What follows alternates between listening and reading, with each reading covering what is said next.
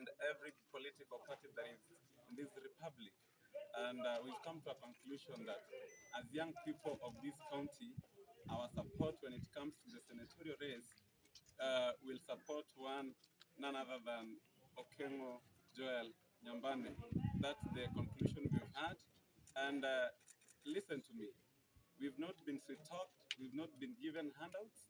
This is just a genuine deliberation and a genuine talk from young people in all the 9 sub-counties. So majorly, this is a great move.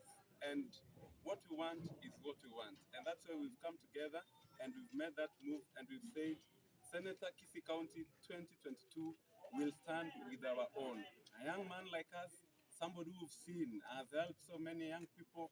He has empowered young people. He has, paid school fees to the orphans. That is the kind of leader we want. So don't throw stones at me. I'm just here to speak on behalf of the young people and on behalf of what they have accepted. They have accepted Senator Joel Okengo Nyambane as their senator come 2022. And that is not going to be the last move. We're still coming in to say who will be the governor. But for now, our concentration was on the senator, and that is Senator Joel Okengo Nyambane. So please, this is a genuine and very genuine move. Don't misinterpret it. We've not been paid. We've not been, taken aside for, meetings. No. This is just a genuine conversation.